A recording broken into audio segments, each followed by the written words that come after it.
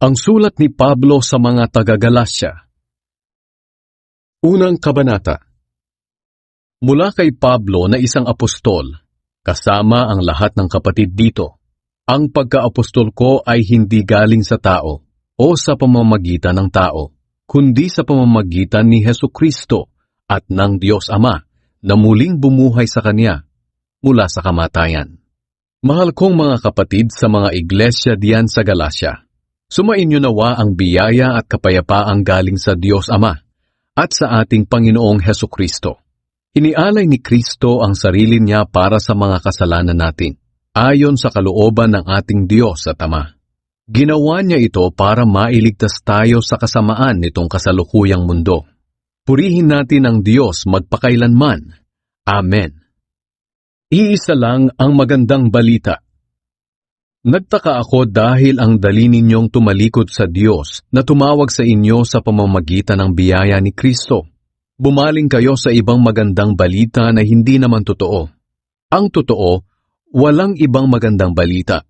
Nasabi ko ito dahil may mga taong nanggugulo sa inyo at gusto nilang baluktutin ang magandang balita tungkol kay Kristo. Sumpain nawa ng Diyos ang sinuman, kami o maging isang anghel galing sa langit, na mangangaral sa inyo ng magandang balita na iba kaysa sa ipinangaral namin sa inyo. Sinabi na namin sa inyo noon at muli kong sasabihin, kung may mangangaral sa inyo ng magandang balita na iba kaysa sa tinanggap ninyo, sumpain siya ng Diyos. Huwag ninyong isipin na ang nais ko ay malugod sa akin ng tao. Hindi, ang nais ko ay malugod sa akin ng Diyos. Kung ang ikalulugod ng tao ang hinahanap ko, hindi ako tunay na lingkod ni Kristo.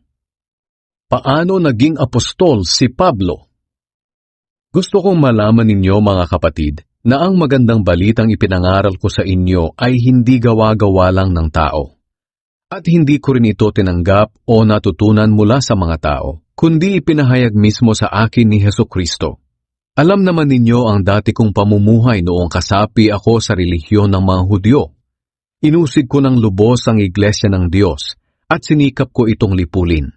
At tungkol naman sa pagsunod sa relihiyon ng mga Hudyo, nahigitan ko ang marami sa mga kaedad ko dahil tapat kong sinunod ang mga tradisyong nanggaling pa sa mga ninuno namin. Ngunit sa awa ng Diyos, bago pa man ako ipanganak, pinili na niya ako at tinawag upang ihayag sa akin ang kanyang anak para maipangaral siya sa mga hindi Hudyo. Nang mangyari ito, hindi ako sumangguni kanino man. Hindi rin ako pumunta sa Jerusalem para makipagkita sa mga naunang naging apostol kaysa sa akin. Sa halip pumunta ako sa Arabia at pagkatapos ay bumalik ako sa Damascus. Pagkatapos ng 3 taon, pumunta ako sa Jerusalem para makipagkita kay Pedro. 2 linggo akong namalagi sa kanya. Wala na akong nakita pang ibang apostol maliban kay Santiago na kapatid ng Panginoon. Totoo ang lahat ng sinasabi ko sa sulat na ito, at alam ng Diyos na hindi ako nagsisinungaling.